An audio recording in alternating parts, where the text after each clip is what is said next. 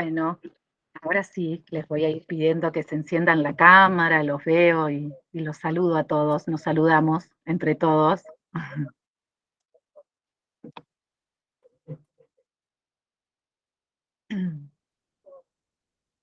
Hola José, Graciela, ¿a quiénes más veo? ¿Están por ahí?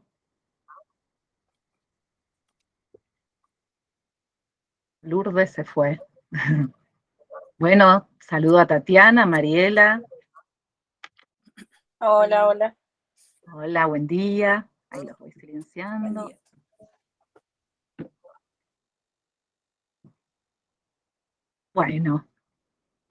Bueno, hoy nos convoca un tema que, no sé, está un poco de moda, pero en realidad siempre existió y quizás no se trabaja tanto, ¿no? Cuando lo vemos en la facultad o cuando, no sé, o hacemos posgrados. En general no es un tema que se habla o se habla en general de, hay muchos libros de autoayuda que hablan de esto, se piensa que es algo como muy liviano, ¿no? De tratarse bien o de cómo uno tiene que estar con el otro, qué cosas podemos hacer, pero la verdad es que es algo que se trabajó científicamente.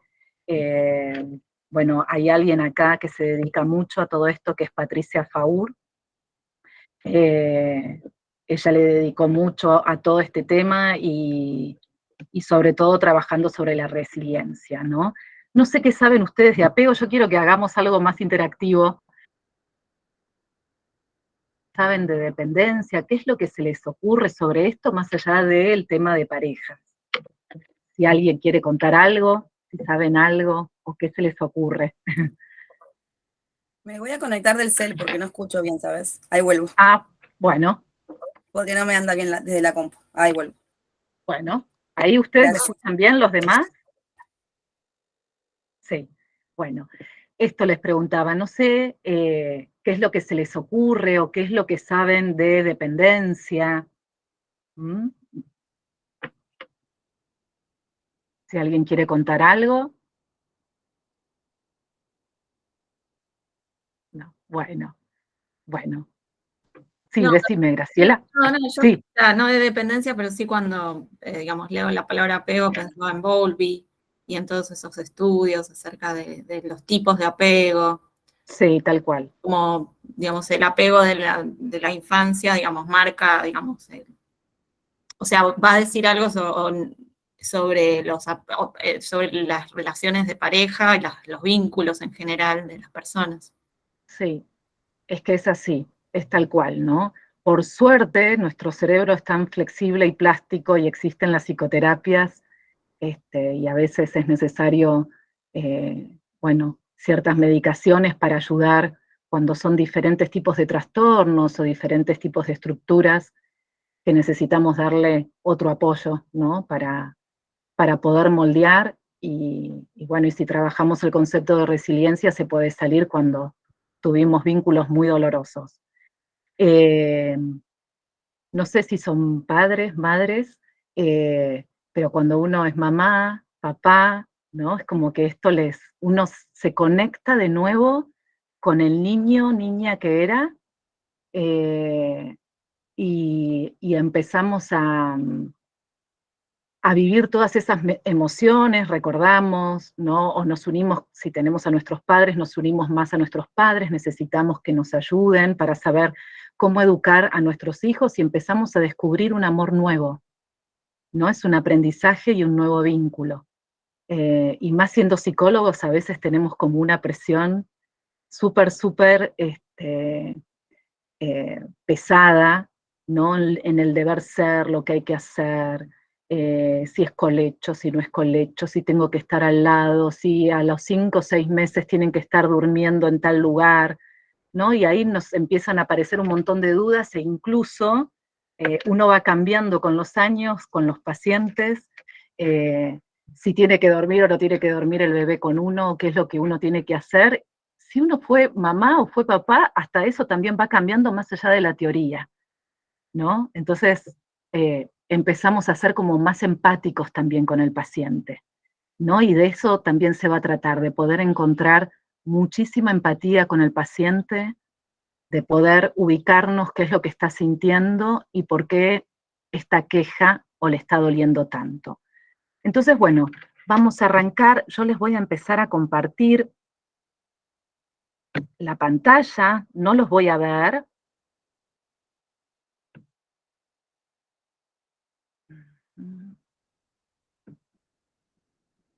A ver, de acá.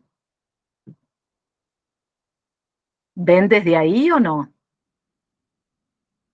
No, me parece que no. A ver. Lo tenía acá.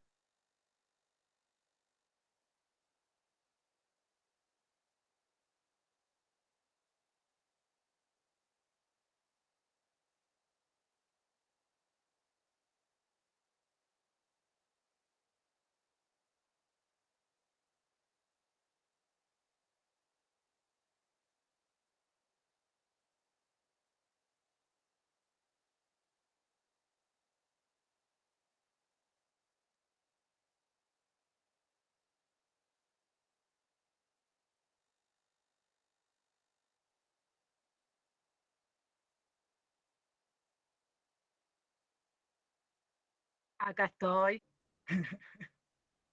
Les pido disculpas. A ver ahí que yo quería compartir. Vamos a ver. Voy a poner acá.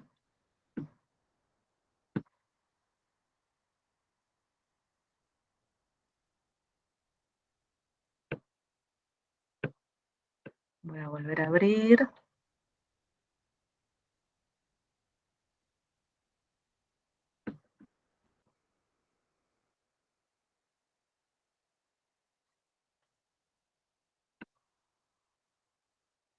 A ver. En Windows.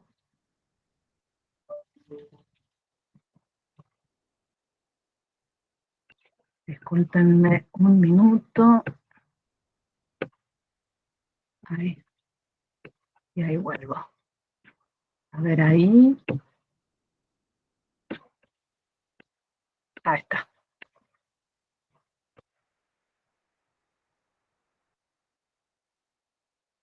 ¿Ahí están viendo en la pantalla? Sí, sí. Sí. Bien. A ver si la puedo abrir un poquito más. Bueno. Yo puse dependencia emocional, amores que matan, hablando de las parejas. ¿Sí?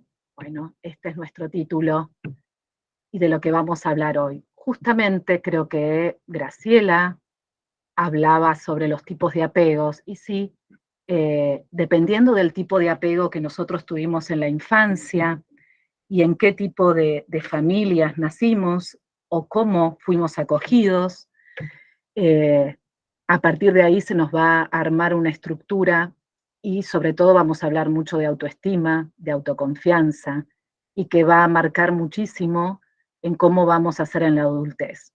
Esto se los voy a leer. La personalidad, el modo de actuar y relacionarse, el modo de gestionar y expresar las emociones, incluso la futura elección de pareja, están íntimamente relacionados con el tipo de apego que se ha desarrollado en la infancia entre los padres y el infante. Vamos a ver qué es el apego, qué tipos hay, según la teoría de John Bowlby, qué implicaciones tienen en la vida posterior de la persona y cuáles son los comportamientos de cada estilo de apego y cómo influyen en las relaciones íntimas. Primero vamos a ver qué es el apego.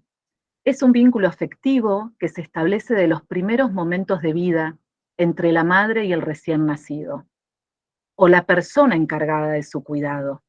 Su función es asegurar el cuidado, el desarrollo psicológico y la formación de la personalidad. No importa si hace, obviamente, si no es nuestra madre y es la persona encargada, va a ser distinto, pero dependiendo de esa acogida y cómo fue amado y cómo fue su desarrollo, esa persona puede ser muy amada y muy bien acogida. El establecimiento del apego desde la infancia más temprana se relaciona principalmente con dos sistemas: el sistema exploratorio, el cual permite al bebé contactar con el ambiente físico a través de los sentidos, y el sistema afiliativo, mediante el cual los bebés contactan con otras personas. Según López, esto es algo escrito en el 2009, el apego se compone de tres componentes: la construcción mental, que permite establecer la relación de pertenencias e incondicionalidad; la unión afectiva, que proporciona sentimientos de alegría y bienestar; y el sistema de conductas de apego, focalizado en mantener un contacto privilegiado. ¿Cómo se establece el apego? En el transcurso del primer año se establece un vínculo de apego con la persona con quien tiene más contacto y aparece el miedo ante los desconocidos. Deben haber escuchado muchas veces la angustia del 8º mes, o cuando el bebé empieza a reconocer quién es la persona que lo está cuidando todo el tiempo, ¿no? Esa persona que está a las 24 horas con el bebé. El apego es el encargado de proporcionar seguridad al niño en situaciones de amenaza. El apego seguro permite al pequeño explorar, conocer el mundo y relacionarse con otros, bajo la tranquilidad de sentir que la persona con quien se ha vinculado va a estar allí para protegerlo.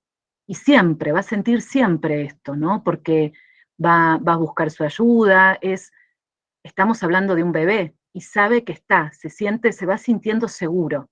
Y esto es día a día.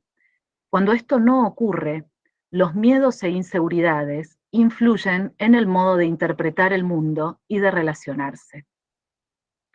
La teoría de John Bowlby, que es psiquiatra y psicoanalista infantil, se dedicó a estudiar los efectos de la relación entre el cuidador principal y el menor, en la salud mental de los menores y en su vida adulta. Para ello, Bowlby retoma los trabajos de la psicología estadounidense de Mary Ainsworth, con la que había trabajado. Ella observó distintas interacciones entre madres e hijos bajo un procedimiento estandarizado que se conoce como la situación extraña.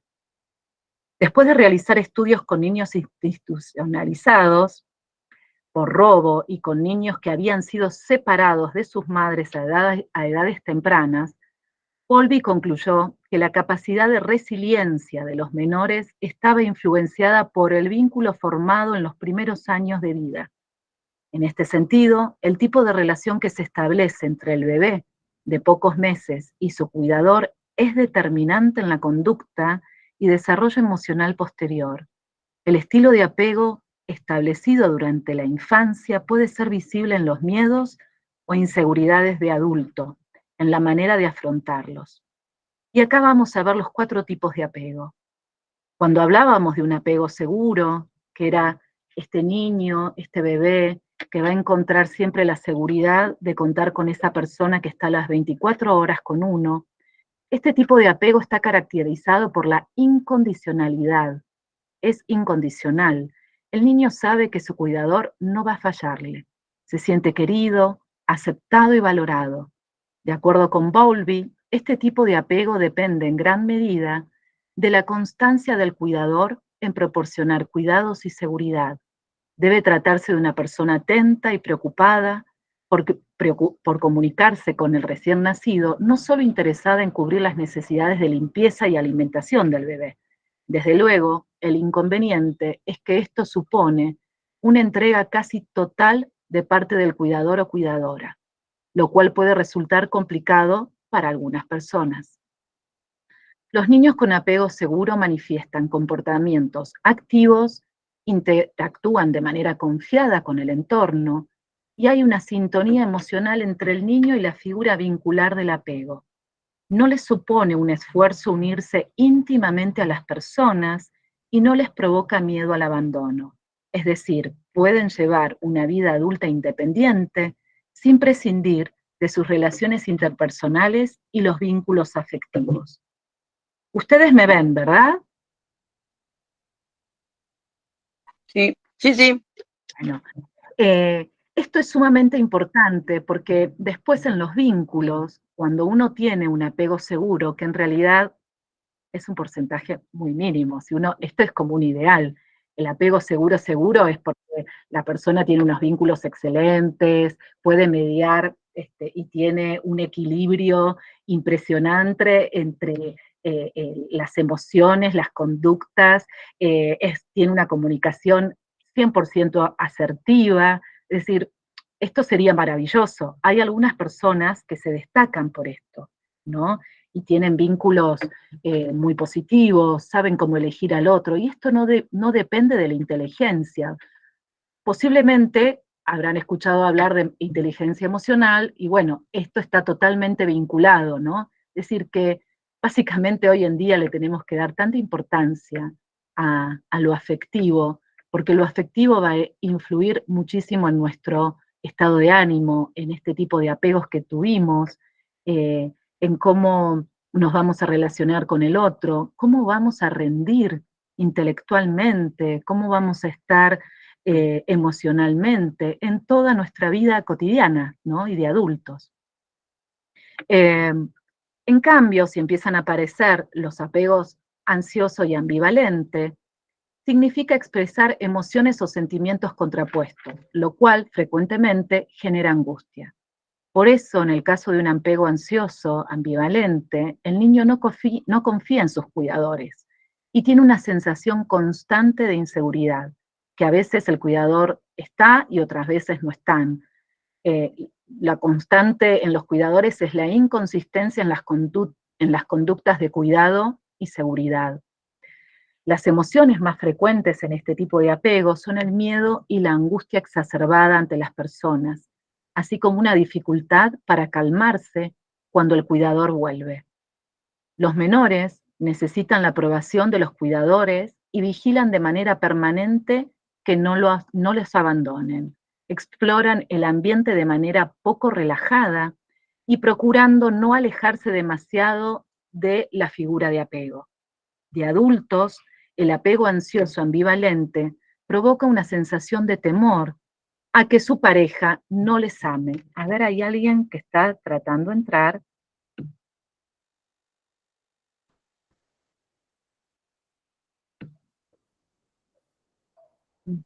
No la veo. Bueno. Adriana. Sí. No, que yo también, o sea, yo puedo hacer, Sí, puedo admitir, o sí. sea, yo no te preocupes que yo, digamos, cuando alguien quiere entrar a la reunión, yo lo admito. Ah, perfecto, genial, porque se me hace lío con la pantalla acá. Dale, no te Bueno, preocupes. ahí estamos. Bueno, y vigilan de manera permanente que no los abandonen, ¿no? Esto yo ya lo había leído. De acuerdo, me están mientras escribiendo y me llegan los mensajes que no sé si es alguien que quiere entrar. Estos apegos ansiosos ambivalentes provocan una sensación de temor, por ejemplo, si hablamos de parejas, a que no los amen o que no los deseen. Les resulta difícil, esto lo vamos a ir ampliando, les resulta difícil interaccionar de la manera que les gustaría con las personas, ya que esperan recibir más intimidad o vinculación de la que proporcionan. Un ejemplo de este tipo de apego en los adultos es la dependencia emocional. Después tenemos apegos evitativos. El apego evitativo en realidad también es una dependencia emocional. Evito para no depender. Es la contracara, pero en realidad me siento muy vulnerable. Los niños con un apego de tipo evitativo han asumido que no pueden contar con sus cuidadores.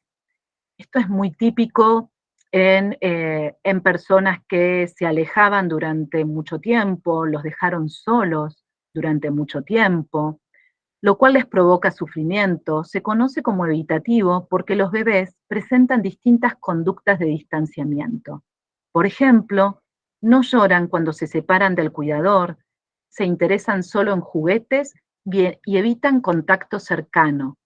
En general van a decir, qué independiente que es este niño, mirá cómo se maneja, va a ser un niño muy independiente. En general, se ha estudiado que se encuentra más en los varones, este tipo de apegos, un poco también por los mandatos sociales que nos han enseñado a que no hay que expresar tantas las emociones. Bueno, esto hace muchísimos años atrás, ¿no? Por suerte todo esto está cambiando, pero igual está. Y cuando sentimos cierto abandono, cierto alejamiento del cuidador, tratamos de cuidarnos como podemos, como que no necesitamos nada de nadie, tratamos de no llorar, nos cuesta mucho contar lo que nos pasa, queremos no interactuar con el otro por temor, siempre es el temor a que algo nos duela, a que algo nos hagan. Entonces, por eso es la contracara de la dependencia, ¿no? En realidad podrían ser muy dependientes emocionales. La constante han sido conductas de cuidadores que no han generado suficiente seguridad. El menor desarrolla una autosuficiencia compulsiva con preferencia por la distancia emocional. La despreocupación por la separación puede confundirse con seguridad, ¿no? O independencia. En distintos estudios se ha mostrado que en realidad estos niños presentan signos fisiológicos asociados al estrés, cuya activación perdura por más tiempo que los niños con un apego seguro. Estos menores viven sintiéndose pocos queridos y valorados. Muchas veces no expresan ni entienden las emociones de los demás y por lo mismo evitan las relaciones de intimidad. En la vida adulta se producen sentimientos de rechazo de la intimidad con otros y dificultades de relación. Por ejemplo, las parejas de estas personas echan en falta más intimidad en la interacción. Siempre dicen que son fríos, ¿no? Que no se sienten escuchados, o que siempre está un poco en la suya. Igual vamos a distinguir que no es la ley de hielo esto, ¿eh? No, eso sería otra cosa. Apego desorganizado es una mezcla entre el apego ansioso y el evitativo. Este apego es bastante complicado porque aparece mucho en personas que fueron abandonadas, en situaciones de guerra, o que fueron muy maltratadas o de abuso. Hay comportamientos contradictorios e inadecuados, hay quienes lo traducen en una carencia total de apego. Lo constante en los cuidadores han sido conductas negligentes o inseguras. Se trata del extremo contrario al apego seguro, es el más doloroso. Casos de abandono temprano, cuya consecuencia en el niño es la pérdida de confianza en su cuidador o figura vincular, e incluso pueden sentir constante miedo hacia esta. Miedo, imagínense, ¿no? Miedo al cuidador por conductas negligentes de este cuidador. Entonces uno se pone a pensar y dice, ¿cómo va a poder confiar en otra persona y confiar en sí mismo si además de no cuidarlo fue maltratado o abusado? Tremendo, ¿no? Cómo encontrarse y después cómo reconstruirse de todo esto. Lo constante, bueno, esto se los comenté, los menores tienen tendencia a conductas explosivas, destrucción de juguetes, reacciones impulsivas, así como grandes dificultades para entenderse con sus cuidadores y con otras personas. En general nos van a llamar el jardín, si hay un padre ahí presente, no va a concurrir, si no están como muy solos en todo esto. Es tan importante que las instituciones empiecen a ver, ¿no? Bueno, ni que hablar de lo que ha pasado hace poco, tan terrible con el caso Lucio, que es tremendo y uno no se hace como presente, hasta me cuesta a poder hablar de esto, ¿no? Se me hace hasta presente, me imagino que ustedes también, el dolor inexplicable y no poder ni siquiera entender, ni siquiera poder escuchar lo que ha sufrido y lo que ha sentido ese niño. Es tremendo, totalmente tremendo. Esos son casos totalmente extremos, pero cuando pueden salir de un maltrato o, bueno, acá de haberlo destruido a este niño, pero cuando pueden salir de esto, la terapia desde temprana edad es sumamente importante, porque si no, en la vida adulta, sobre todo, empiezan a aparecer distintos tipos de trastornos, ¿no? Y de estructuras también.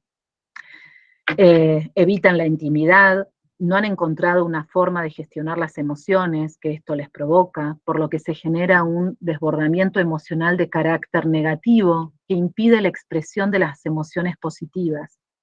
De adultos suelen ser personas con alta carga de frustración e ira, no se sienten queridas y parece que rechazan las relaciones, si bien en el fondo son su mayor anhelo. En otros casos, este tipo de apego en adultos puede encontrarse en el fondo de las relaciones conflictivas constantes. Cuando decimos si bien en el fondo son su mayor anhelo, es el amor. El mayor anhelo es el amor. Las personas cuando nacemos acá, bueno, somos los seres más indefensos que existimos. Las personas necesitamos durante mucho tiempo ser cuidados por nuestros padres, y somos totalmente indefensos. Entonces, lo primero que aprendemos en emoción es el amor. ¿Se puede cambiar este estilo de apego? Sí, por suerte.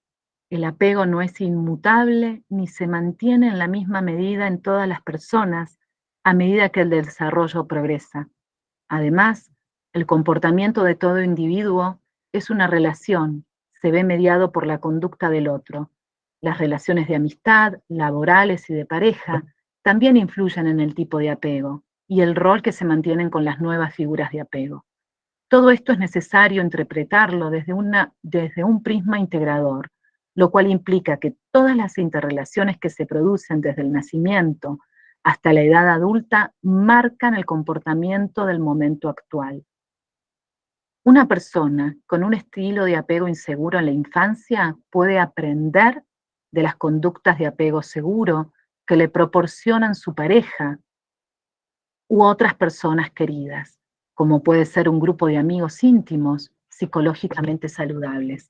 Por eso, no sé si ustedes lo hacen, pero en general, en la primera entrevista, muchas veces cuando uno hace las preguntas o le pregunta, bueno, ¿con quién convivís? ¿Tenés pareja? ¿Qué red de contención tenés? ¿Tenés amigos? Esto es tan importante. En todo caso, lo importante es desarrollar las estrategias convenientes para generar seguridad con los recursos que tengamos disponibles. Actualmente, existen múltiples factores psicosociales que tienen tendencias importantes en la formación de vínculos primarios. Por ejemplo, la falta de conciliación laboral, donde los cuidadores, madres o padres, trabajadores, se ven obligados a dejar a sus pequeños con otras personas, así como la ausencia de esas otras personas para ayudar con el cuidado de los hijos o de servicios sociales que compensen. Esto deja ver que la tarea de formar estilos de apego seguros compete a distintos actores, no solo a las madres, los padres o las figuras vinculares cercanas. Acá les dejo las referencias bibliográficas. Acá nos damos cuenta que, por supuesto, si bien el progenitor, la mamá, en este caso que es la primera que enseña a dar amor, si tiene la posibilidad de poder amamantar y de estar con ese bebé, es desde ahí donde va a aprender este niño. Pero después pueden ser cuidadores, puede ser una abuela, puede ser una tía, que tiene un súper vínculo positivo, que le da seguridad y que ayuda muchísimo al crecimiento de este niño. Incluso si hay una mamá que sale a trabajar durante muchas horas y tiene una abuela que todo el tiempo a ese niño lo está desvalorizando, no le da el cuidado que requiere, posiblemente, más allá de que esta mamá haya querido tener un apego seguro, o se lo haya querido dar, no ha podido, no va a aprender también de esta abuela, ¿no? Este apego, por eso no es solamente del progenitor. Bueno, vamos a ir viendo, esto es, como les nombraba, de Patricia Faur, una infancia que fue. Acá voy a tratar de abrir A ver si puedo ir un poquito más arriba. Se me fue. Ahí está. Volvemos.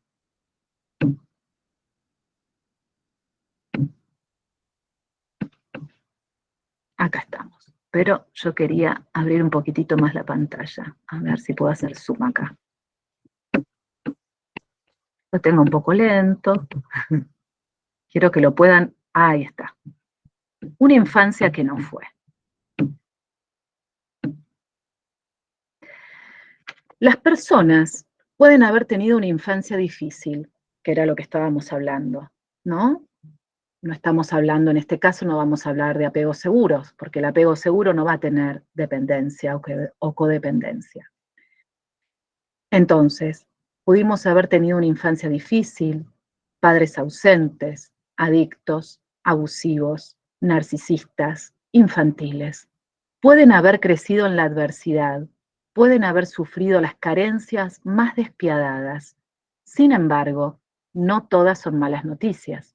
Al llegar a adultos y ser conscientes de lo mucho que han soportado y la manera en que van repitiendo su historia, pueden tomar una decisión: dejar de ser huérfanos. No podemos cambiar la historia, pero podemos calmar al niño herido de la infancia, al adulto desamorado de afecto. En realidad, vamos a hablar bastante del último tipo de apego, ¿no? El que fue el abandónico, el negligente, el que sufrió muchísimo. Seguramente si tuvieron otro tipo de apegos que no haya sido el seguro, como el ansioso y el evitativo, puede ser que tengamos cierta dependencia con algunas personas, pero quien va a estar más carente de amor y de dolor es el último que vimos, ¿no? Entonces nos referimos sobre todo a ese tipo de apego, en donde sentimos que somos huérfanos de amor, aunque no nos hayan abandonado, ¿no? Una persona que fue huérfana y dada en adopción seguramente puede, más allá de otras circunstancias que aparecen en niños que fueron adoptados, pueden haber tenido unos padres excelentes y haberles dado un apego seguro. Sin embargo, como sabemos, no todos los padres pueden hacerlo mejor, pero también hay padres que fueron muy negligentes, abandónicos o abusivos, ¿no? Y narcisistas, cuando hay padres narcisistas también es terrible. O también cuando tenemos padres que pueden haber sido psicóticos también, ¿no? Hay una psiquiatra que si lo buscan es muy interesante, hay es un audio en realidad de una radio española, que ella habla de los niños que tuvieron un progenitor, madre o padre, paranoico, ¿no? Con este estilo paranoide, y que en general son hijos que viven siempre con un estado en alerta, el alerta constante, el temor a que si va a entrar algo me va a decir, aunque no haya hecho nada malo, aunque haya hecho algo bueno, o aunque haya hecho algo malo, siempre algo me va a decir. Nunca sé lo que está bien y lo que está mal. Quiero ser perfecto, perfecta, y todo siempre va a tener algún problema. Se puede haber peleado con alguien y siempre algo me va a decir, ¿no? Y ahí, bueno, un montón decanta en un montón de situaciones tremendas que pueden vivir estos niños. Las malas infancias tienen un buen remedio: crecer, crecer y hacerse responsable de la propia vida, y así te da la posibilidad de ser el protagonista de tu propia historia. Recuperar el cuidado. No se trata de un manual para enseñarles a los demás lo que deben hacer. Se trata de saber cuál es el punto en el cual comenzamos a sentirnos incómodos, molestos o violentados. ¿Cuál es el momento en que algo nos duele, nos disgusta, nos ofende, nos avasalla? Conocer ese registro emocional es el primer paso y es fundamental. Lo vamos a ir viendo de a poco, pero cuando estoy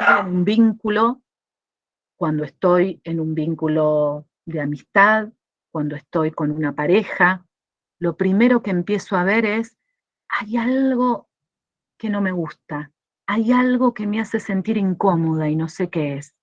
Bueno, no dejarlo a un costado, porque si hay algo que vamos a ver en este tipo de apegos que fueron tan inseguros, ansiosos, es que nos sentimos siempre como, bueno, tenemos que esperar, tenemos que tolerar, bueno, puede ser que me esté equivocando, puede ser que yo no perciba bien, y ahí es donde nos empezamos a confundir un montón de lo que sentimos, del deber ser, de lo que percibimos, y nos empezamos a confundir. Los codependientes crecieron con una tolerancia, esto que les estaba comentando, al dolor fuera de lo normal. Y habrá que bajar esos umbrales hasta llegar a un nivel que la relación con los otros sea posible sin llegar al sufrimiento. ¿Por qué nos pasa esto? Me incluyo en esto. Eh, porque en realidad siempre estamos en búsqueda de amor y siempre el codependiente se van a caracterizar por haber sido niños grandes.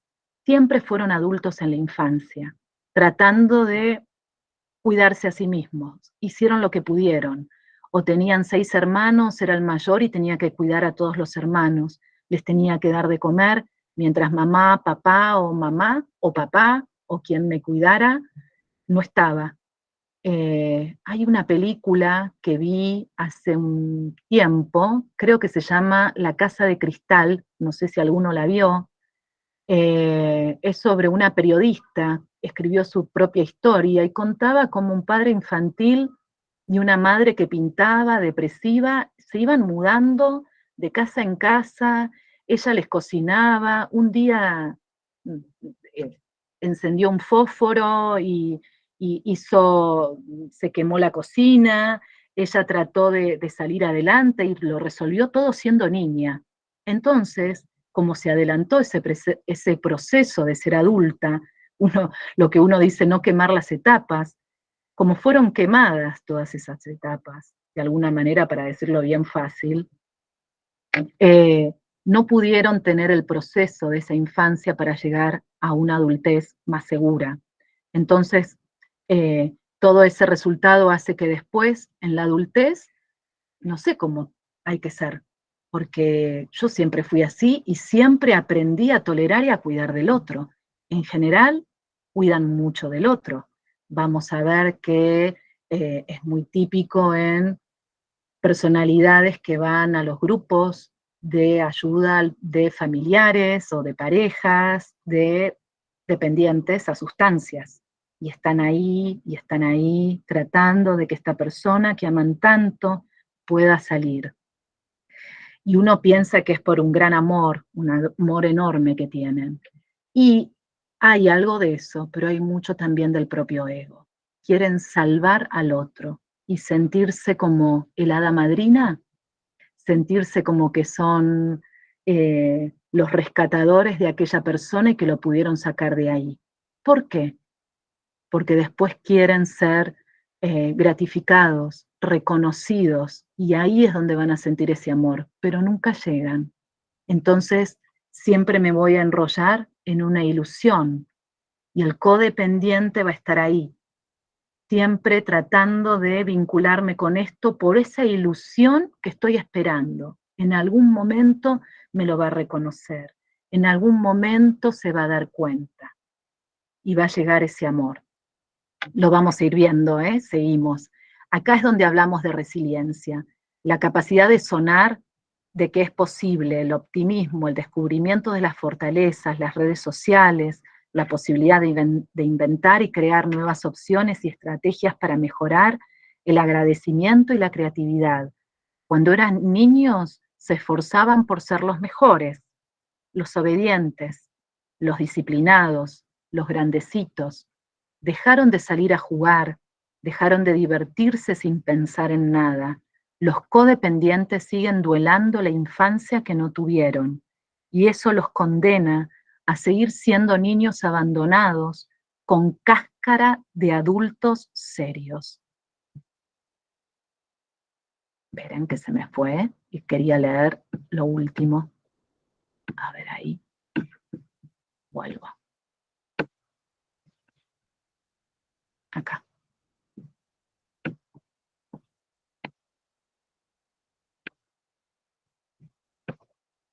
Bueno.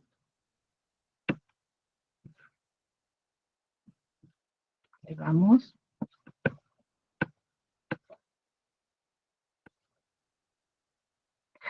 Empiezan otras etapas de roles, ¿no? De nuevos permisos. Ahí. Después, igual esto lo van a tener, ¿eh? Si quieren tenerlo, lo pueden pedir.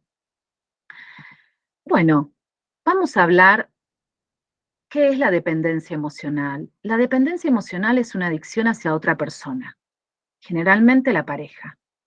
Y de esto vamos a hablar. Síntomas de la dependencia es necesitar al otro, exigirle al otro que me dé más muestras de que está enamorado de mí, ya que si no, yo interpreto que no soy importante para él, para ella, que no me quiere. Deseo que en todo momento quiera estar conmigo, que me haga sentir constantemente que soy su prioridad, aunque a menudo, por la manera de ser del otro, no lo voy a sentir. Generar una gran necesidad de control absoluto del otro, y esto lleva a discusiones en la relación.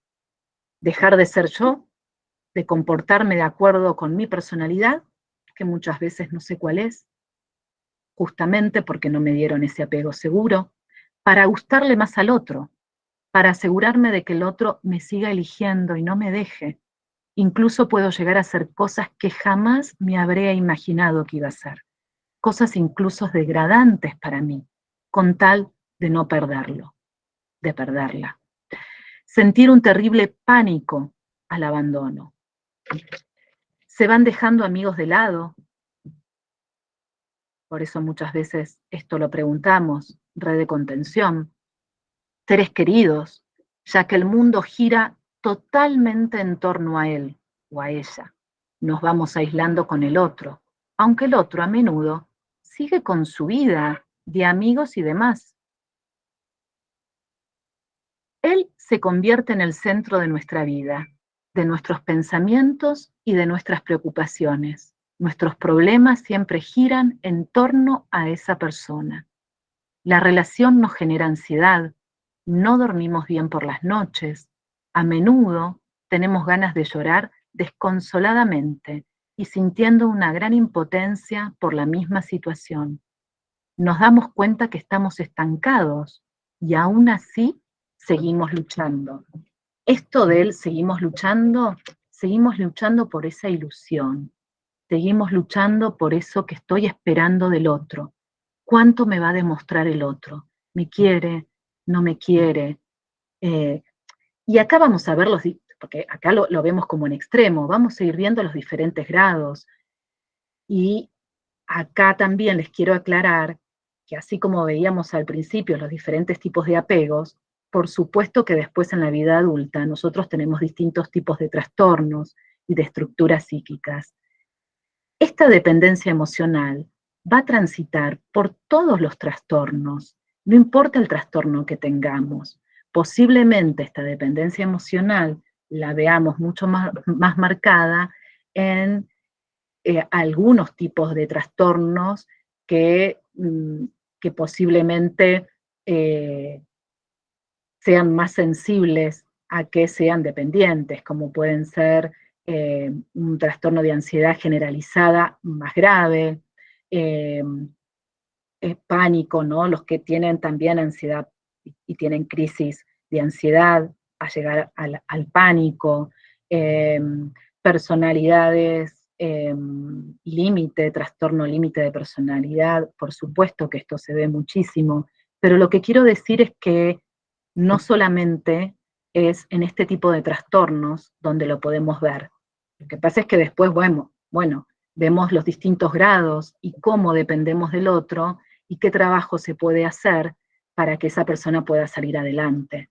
Y esto también como psicólogos tenemos que trabajar nuestras expectativas con el paciente, personas que tienen un trastorno límite de personalidad, que seguramente deben tener este tipo de apegos, y bueno, seguramente vamos a tener que trabajar en equipo, puede ser que haya psiquiatras, si tiene TCA seguramente va a haber nutricionista, médico, y bueno, vamos a trabajar mucho con equipo y nosotros tenemos que bajar nuestras expectativas, ¿no? Dependiendo también del tipo de trastorno por el cual estén transitando.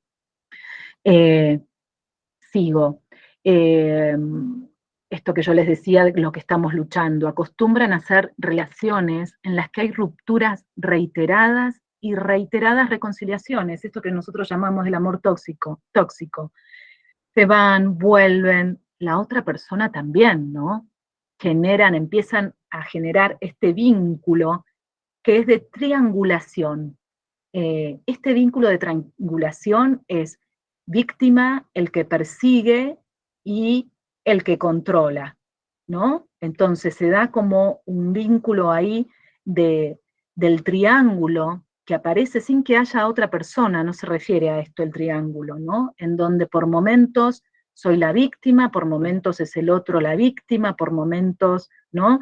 Y se generan situaciones de muchísima tensión en este tipo de relaciones. Por supuesto, hay algunas que se van al extremo, con violencia, y hay otras que no necesariamente con esto, sino con la palabra, o con esto que hablábamos antes de la ley de hielo, y ahí nos vamos a meter en un terreno más complicado, que son las personalidades más narcisistas o psicopáticas, cuando hablábamos de negligencias, ¿no? Personalidades en donde hay una persona, sobre todo personas que acá es la parte más terrible de la codependencia, personas muy empáticas, o por ejemplo con un trastorno límite de personalidad, pero que son personas muy inteligentes, que van para adelante, que quieren trabajar, salir adelante, y que tienen un manipulador al lado, y este manipulador lo que hace todo el tiempo es desvalidar, criticar, proyectar,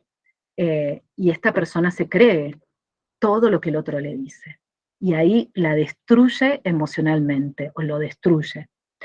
Y ahí es muy, muy complicado, porque una vez, y esto es posible, una vez que esta persona, y muchas veces hablan de víctima, cuando esta persona como víctima puede salir de ahí, en la terapia es impresionante los cambios que se empiezan a ver porque se sacan el velo, empiezan a sacarse el velo y empiezan a ver todo como efecto dominó, lo que vivieron en esa relación. Pero primero tienen que aceptar. El proceso de aceptación es el gran camino para poder empezar a hacer ese cambio, ¿no? Siempre volviendo con los mismos propósitos de cambio una y otra vez cuando estoy en esta relación. Aunque por supuesto no cambie nada, porque me quedo en esta ilusión.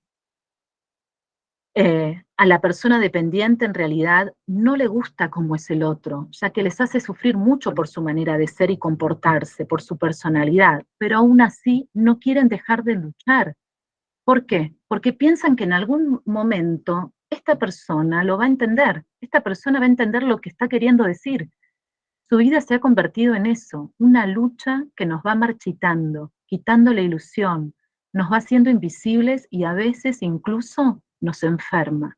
Es probable que la persona dependiente tenga a alguien con quien se desahoga, por eso es tan importante los vínculos, vuelvo con esto, explicándole lo que siente, pero se da cuenta que le cuenta una y otra vez la misma historia, tantas veces que en algún momento de lucidez toma conciencia de que aquello no funciona, pero se tapan los ojos y vuelven a intentarlo. Y ahí va a estar nuestro trabajo, ¿no? Poder sacar ese velo. A veces hay maltrato, no se da en el 100% de los casos, pero en muchos de ellos hay implícito, uy, me fui.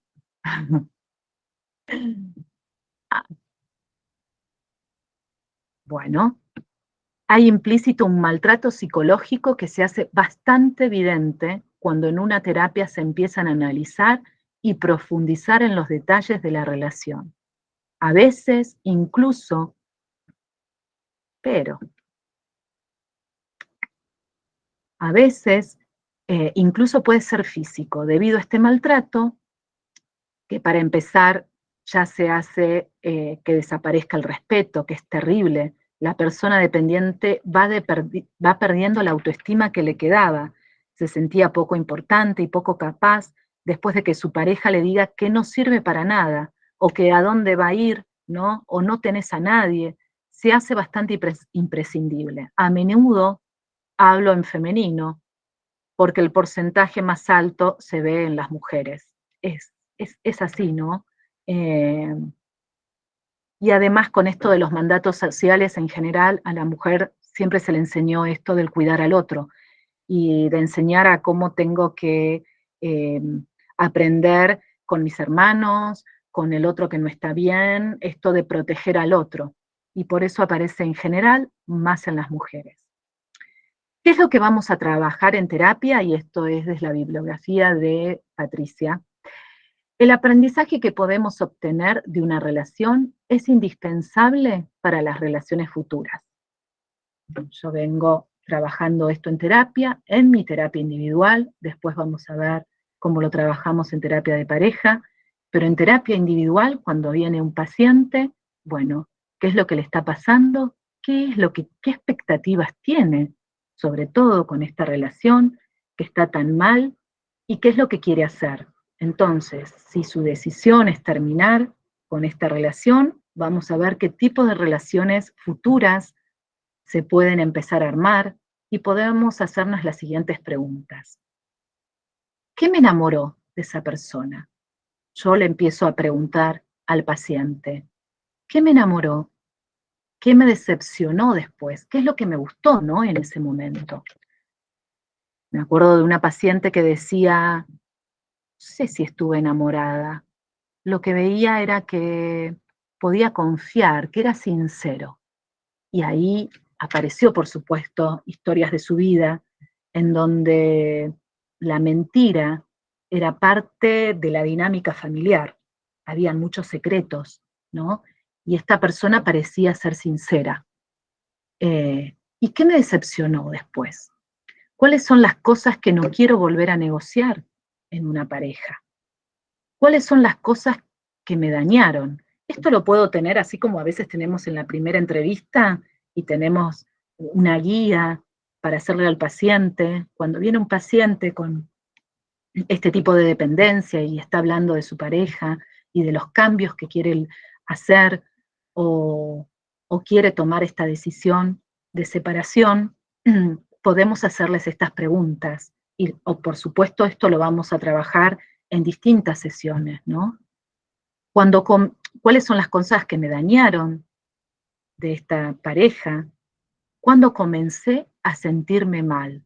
Y sobre todo preguntarle mucho a las parejas, así a los pacientes, así como hacemos en la terapia cognitiva, ¿no? Bueno, a ver, dame un ejemplo de esto. Dame una situación, ¿qué te acordás? Y a partir de ahí, ¿qué cosas hiciste? ¿No? Un ejemplo, no sé, siempre discutía o llegaba la noche y discutía. Él tomaba y yo veía que cuando él tomaba, empezábamos a discutir.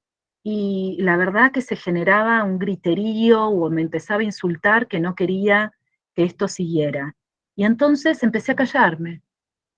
Y ahí empieza la tolerancia, extrema, extrema, para que no se enoje. ¿Y por qué lo hacía?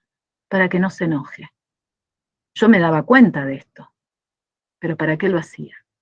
Para que no se enoje. De nuevo, quizás así se calmaba, ¿no? Aunque se da cuenta, porque la persona se da cuenta, en general, no son personalidades sumisas, y esto lo tenemos, digamos, son personas que van, esto que yo les decía antes, ¿no? Que van siempre para adelante, quieren salir, aunque pueden estar depresivas, ¿eh? Esto no quiere decir que uno no esté con alguna distimia, con un malestar muy grande, y sin embargo hay que salir adelante. Cuando comencé a sentirme mal, esto se los había comentado, ¿cuáles fueron las señales del desamor? ¿Las pude ver? ¿Las negué? ¿Cuáles fueron mis miedos? Seguimos. ¿A qué cosas renuncié y no tendría que haber renunciado? Amigos, algún curso de pintura, algún otro curso que dejé de hacer porque él quería, él no sé, trabajaba con horarios rotativos, venía a la noche y él me reclamaba que no estaba con él y dejé de hacer cosas. ¿A qué cosas, cuáles son las cosas que callé? ¿Qué puedo aprender de aquí en adelante? ¿No? Esto lo podemos trabajar en las sesiones así, de manera oral, ¿no? O se las podemos ir dando como tarea si a la persona no le sale, y lo podemos pensar después, si lo trae escrito, también es muy importante si se puede escribir, porque uno cuando lo ve escrito, lo ve bien en concreto, ¿no?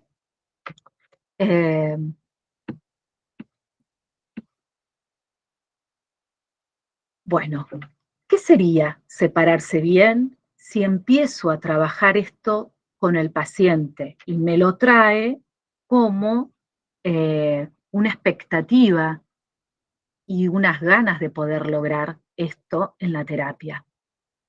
Aceptar que un amor se terminó siempre es doloroso. Muchos pacientes preguntan, ¿por qué es necesario separarme para poder recuperarme de la codependencia? Pero en realidad, y esto es sumamente importante, no implica necesariamente la separación. Y acá quiero hacer una distinción. Si nosotros estamos en un vínculo con alguien que es un manipulador, posiblemente, aunque no se lo vamos a decir así directamente, pero la vamos a ayudar o lo vamos a ayudar a este paciente a darse cuenta, no lo vamos a dejar pasar y esperar, lo vamos a ser más activos en esto, es darle ciertas guías como para ver cómo lo está tratando el otro y que esta persona empieza a percibir, porque si esta persona está con un psicópata, y lo mejor sería que se pueda separar. No se lo vamos a decir así, pero vamos a ir guiándolo, guiándola para que pueda lograrlo. Pero después hay otro tipo de vínculos que no necesariamente son narcisistas, ¿no? Cada uno tendrá sus distintos tipos de apego y resulta que, bueno, son dependientes. Y no necesariamente implica la separación. Ahí, si vienen los dos a terapia, es sumamente importante porque los dos están hablando que no tienen un buen diálogo. Bueno, vamos a trabajar los acuerdos entre ellos. Pero lo que tenemos que ver es que los dos estamos acordando de que queremos seguir adelante. Uno va a hacer acuerdos, uno va a ceder, el otro va a dar.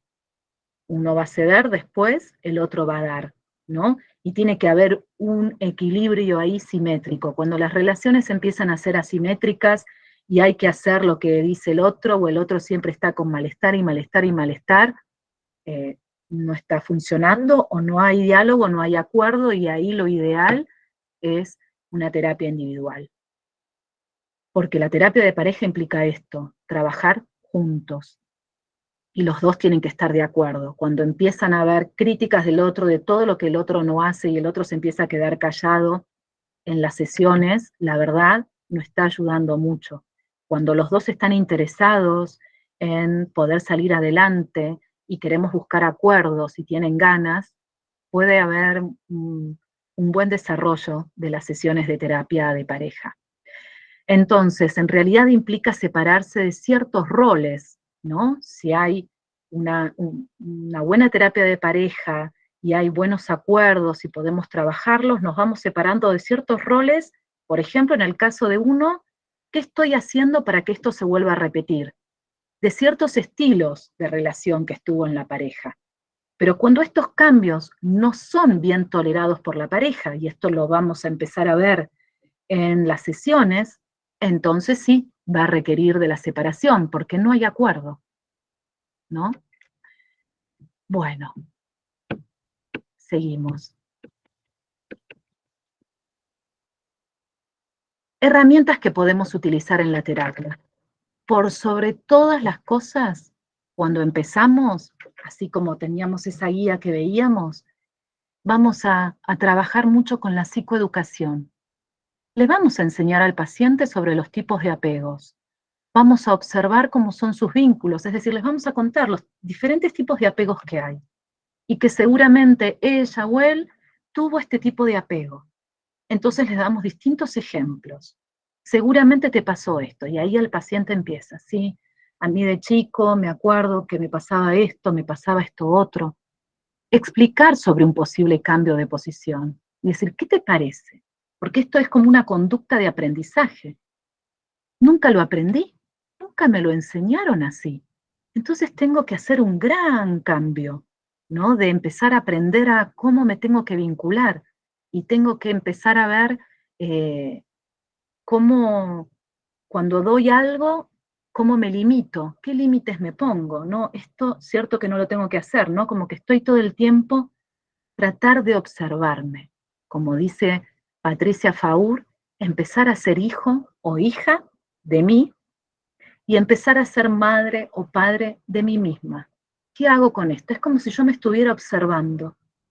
A ver, yo como niño, si yo me dijo que no, que tuve unas salidas con una persona que yo estoy conociendo, y de repente me hace esto, ghosting, que está tan de moda, dejó de hablar, y yo empiezo a llorar, me siento mal, me siento muy mal, fueron unos meses, ¿qué pasó? Y estoy con mucho dolor.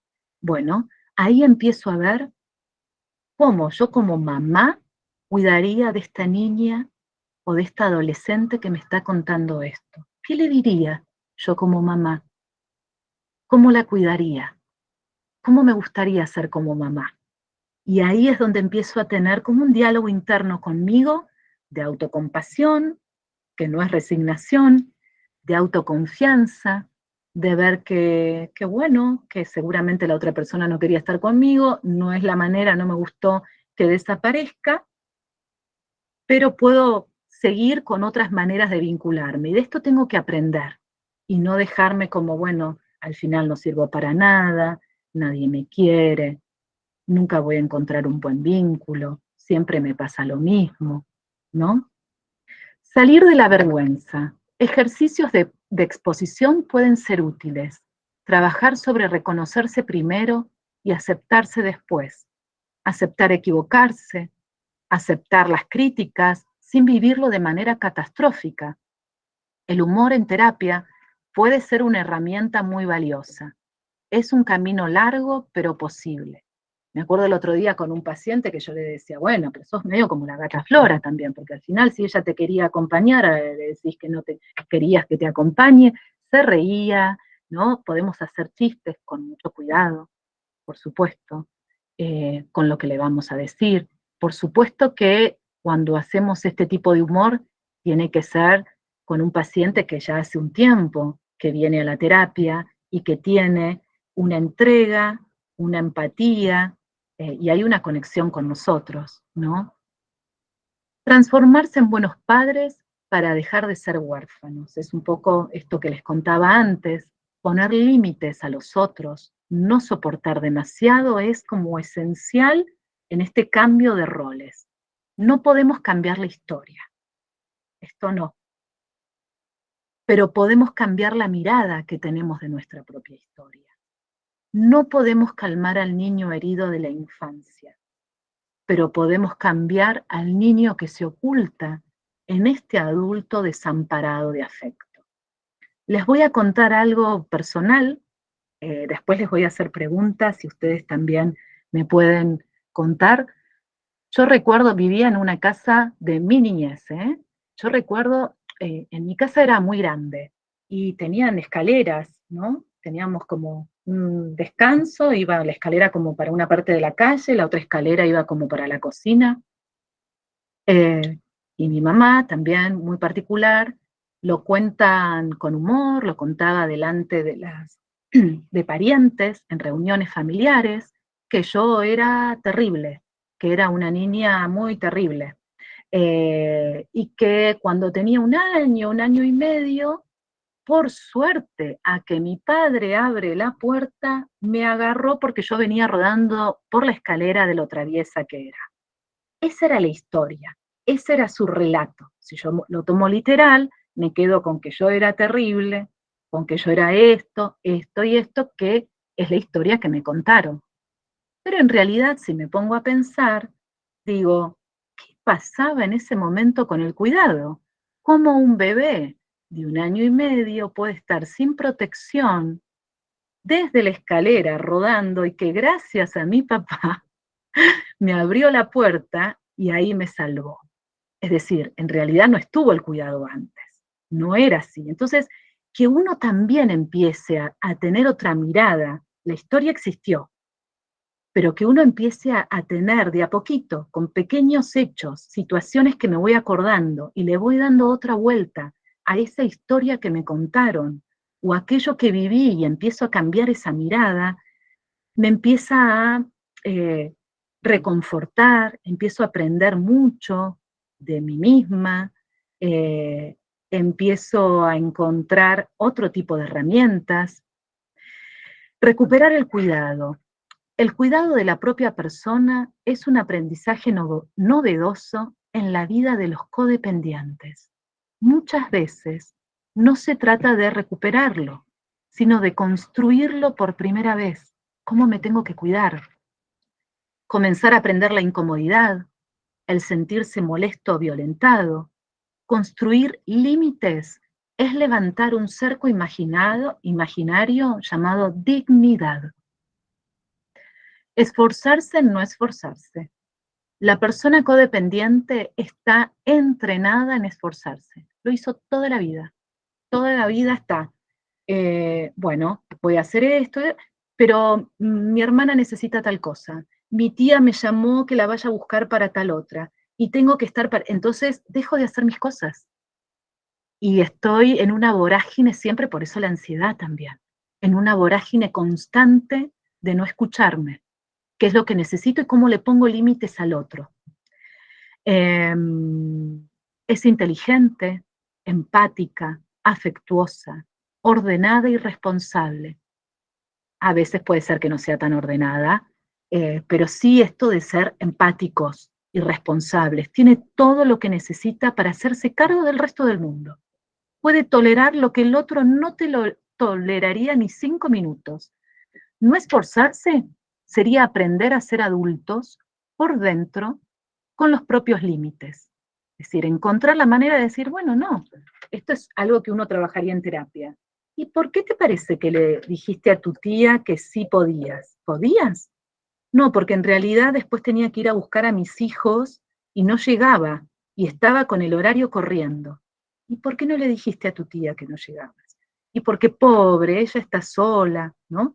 Empezar a trabajar un poco de esto, ¿no? Cómo le enseño al paciente cómo transformar esto y poner sus propios límites.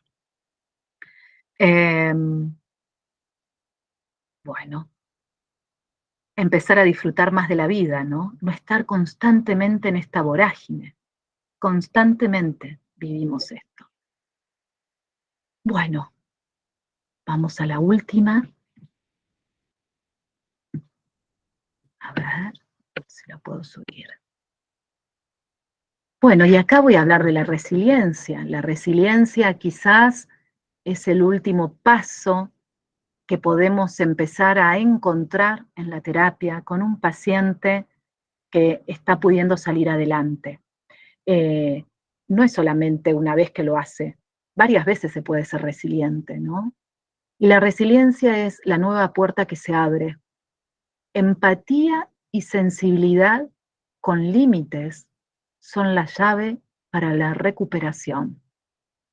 Voy a ser empático con el otro, pero no demasiado, porque es un exceso. Voy a ser sensible con el otro, porque soy empático, escuchando al otro, dialogando con el otro, poniendo mis propios límites.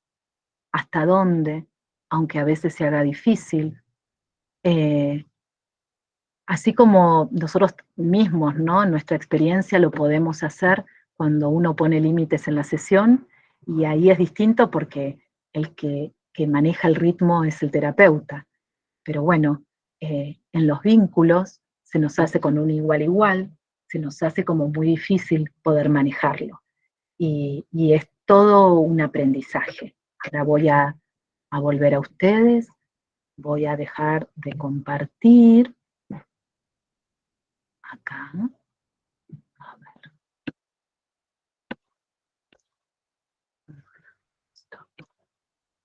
Ahí vuelvo.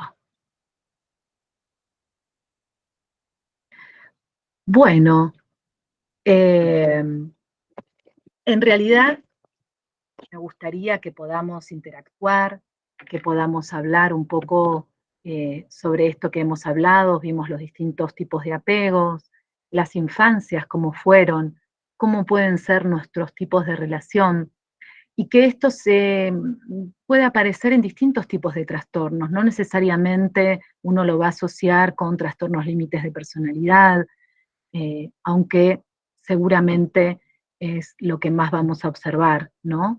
Me gustaría saber si a ustedes les pasó con pacientes, si se les hace difícil poder trabajarlo, si les quedó alguna duda de esto, me gustaría poder escucharlos.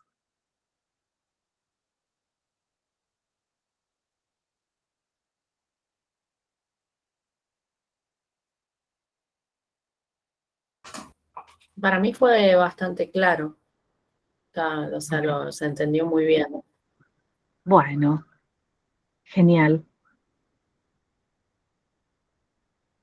En realidad, si ustedes también la quieren seguir a Patricia Fagur, ella le dedica, tiene distintos libros que les puedo recomendar.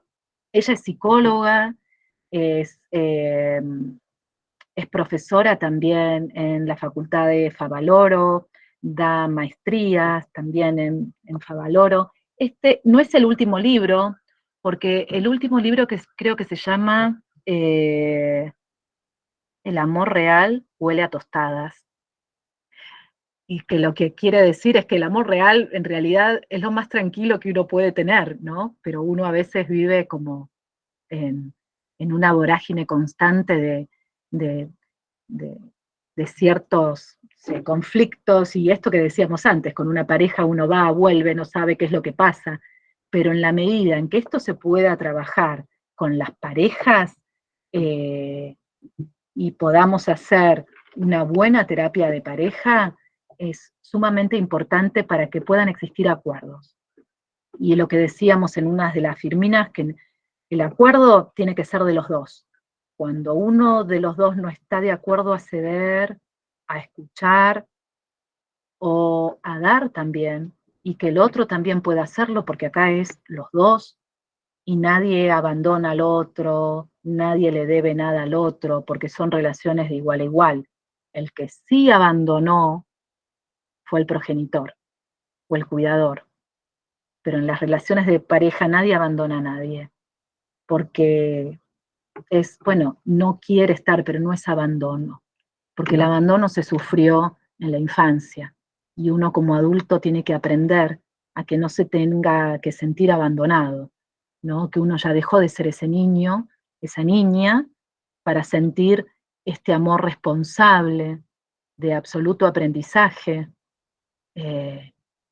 con el otro. Y en este amor responsable es esto que yo, es tan importante observarse, ¿no? ¿Cómo me cuidaría yo, siendo mamá, siendo papá, en este dolor que yo tengo? Y este es un trabajo que les vamos a enseñar a los pacientes. Y es muy importante que lo puedan empezar a transitar, ¿no? Hay veces que nos sale, habrán escuchado hablar en nuestro cerebro, que tenemos el lóbulo prefrontal y la amígdala, y esto lo habrán visto mucho en TCA, si lo conocen, y en trastornos límites de personalidad, ¿no? En donde tanto el lóbulo prefrontal como la amígdala es como que están desencontrados. Entonces, el lóbulo prefrontal, que es todo como el super yo, ¿no? El que pone límite todo el tiempo, el rígido, el que no activa, está todo el tiempo desencontrado con la amígdala, que es puro impulso, pura acción. Entonces, todo el tiempo por eso pasa que hay como un desborde en estos acuerdos entre el lóbulo prefrontal y la amígdala, y que muchas veces tengo impulsos y no sé qué hacer, y le dije tal cosa y me equivoqué, y uno lo que le enseña al paciente también es trabajar con eso, ¿no? Empezar a amigarse el lóbulo prefrontal con la amígdala. Esto se ve muchísimo también cuando trabajo con pacientes con obesidad, que el trabajo de la amígdala está totalmente hiper exacerbada, por eso también necesitan muchas veces medicación, y que todo es el impulso, van por el impulso y no pueden tener este control. Este control y esta nueva conducta es lo que tienen que empezar a equilibrar, y eso lo vamos trabajando sesión a sesión, ¿no? Y en la codependencia es lo mismo, es trabajar sesión a sesión cómo vamos a estar con estas conductas, observarse, mirarse, aprender, y todo el tiempo el paciente va a decir, ay, pero toda la vida voy a tener que estar mirándome, ¿qué trabajo? Y sí, porque después voy a ir aprendiéndolo, me voy a dar cuenta. El primer paso de todo esto es la aceptación cuando yo estuve o salí de una relación totalmente tóxica, o sobre todo cuando salí de una relación psicopática. Cuando yo acepto esto, es el primer paso, proceso de duelo, aceptación, y después empezar a aprender y ver, cuando me saqué todo ese velo, todas las cosas que sufrí. Va a aparecer muchísima angustia, pero también muchísimo aprendizaje. Y en algún punto, que esto es tan emocionante, cuando hablábamos lo último de la llave que uno tiene, de empatía, sensibilidad y límites que uno puede encontrar para tener resiliencia, es que hay veces que cuando uno hace una muy buena terapia o puede tener muy buenos vínculos, todo aquello que uno pensaba que era imposible, se empieza a hacer posible lo que puede lograr. Y cuando uno empieza a ver qué infancia terrible que tuve, qué adolescencia tremenda que tuve, fui adoptada, tuve maltratos, tuve abusos de todo tipo. Y uno ahí con el paciente empatiza un montón, porque una de las cosas cuando hubo negligencia, cuando viene un paciente así, es que este paciente se sienta muy escuchado y que uno comprende su dolor. Y lo que vamos a hacer en estas primeras sesiones es entender su dolor, escucharlo, escucharla y darle la mano, aunque lo hagamos virtualmente, ¿no? Ser extremadamente empáticos. Si alguna vez lo escucharon a Roger, a Carl Roger, con la empatía, es este tipo de escucha, una escucha totalmente empática, hacerles una devolución. Si alguna vez ustedes hicieron una reformulación panorámica, la reformulación panorámica es todo aquello que contó el paciente, yo le voy a devolver la misma historia tratando de haber grabado ciertas frases que dijo, lo que me contó se lo voy a reconstruir con una devolución. El paciente se tiene que ir con eso y con una esperanza para poder seguir trabajando. Esa esperanza es lo que lo motiva después a continuar, a poder ver que hay una salida. No estoy hablando de pacientes que sufrieron muchísimo, que tuvieron este tipo de abusos. Primero es la gran escucha y la empatía, y poder entender muchísimo su sufrimiento, pero entenderlo de verdad, ¿no? Eso es la empatía. Y después enseñarles, y que en algún momento ese paciente se va a dar cuenta que no es que uno va a agradecer haber sido abusado, haber sido maltratado, haber sido abandonado, haber tenido padres narcisistas, no es que uno lo agradezca, pero uno dice, gracias a que tuve este tipo de infancias y que pude trabajar todo esto, es que aprendí qué otro tipo de vínculos, qué amor me puedo tener y cómo es el amor, y lo descubrí por primera vez y lo puedo hacer con los otros.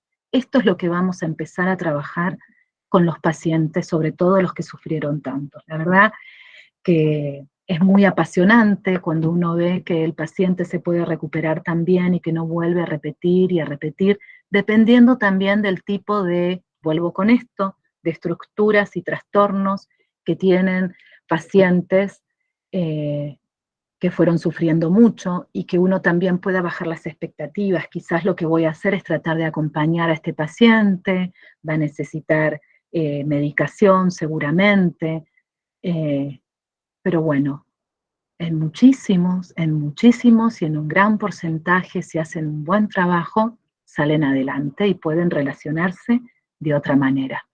Así que bueno, si alguien quiere participar y decir algo, tenemos un tiempo como para que puedan transmitir, puedan contar.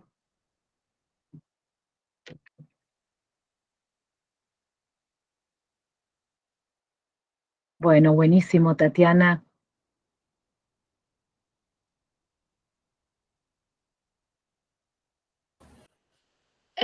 Para pedirte el material hay que mandar mail. Creo que sí, porque lo tiene el equipo de Mente Unida. Sí, está. Está bien, está bien, está bien. Para volver a leerlo más tranquila y porque está muy bien explicado. Bueno, Gracias. qué bueno. Sí, porque básicamente no, si bien lo que más tenemos que aprender es la escucha, la empatía, eh, el poder conectar con el otro, escuchar muy bien su historia, ver en qué tipos de apegos estuvo, darle herramientas, psicoeducar y trabajar mucho con este paciente.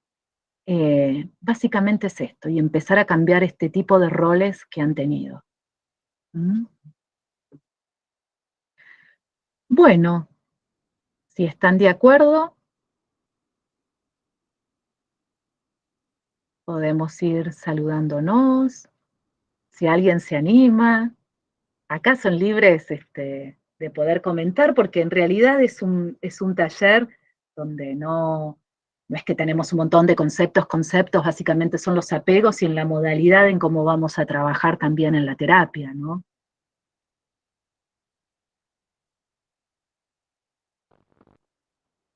Adriana, no sé si se escucha porque tuve que salir y estoy en la calle con mucho ruido, no sé si me pueden escuchar bien. Sí, te escucho perfecto. A mí me pareció muy interesante cuando vos hablabas del codependiente y, digamos, esto de no verlo solo como una víctima, sino de ver que hay esto de bueno, querer salvar al otro, y a mí eso me pareció súper interesante, digamos, ese cambio de perspectiva, porque capaz que también el codependiente tampoco lo registra, ¿no? Por supuesto, porque en estas cuestiones de querer salvar al otro, que esto se ve mucho en los dependientes a sustancias, ¿no? O cuando ve que es una persona depresiva, o cuando está con alguien que le cuesta cambiar algunas cosas y uno pretende que el otro cambie, que cambie algo. Entonces yo, no sé, quiero que aprenda otros modales, me gustaría que sea más integrado con las otras personas. Entonces lo estoy ayudando todo el tiempo. Él no se da cuenta que yo lo ayudo.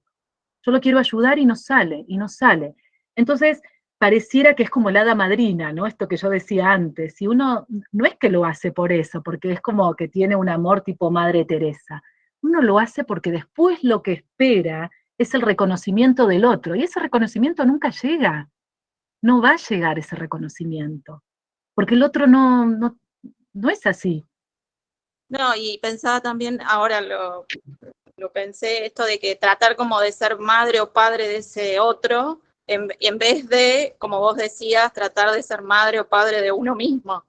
O sea, esto de, ¿no? De como olvidarse de correr, digamos, el foco. El foco, sí, tal cual. Empezar a observarme y qué cosas yo puedo hacer para cambiar, qué límites puedo encontrar y cómo me observo, estas son las herramientas por eso que le vamos a ir dando en las sesiones, ¿no? Al paciente. Así que, bueno, vi a algunos y a otros no los vi, pero bueno, espero que les haya servido y bueno, cualquier consulta, vamos a estar acá.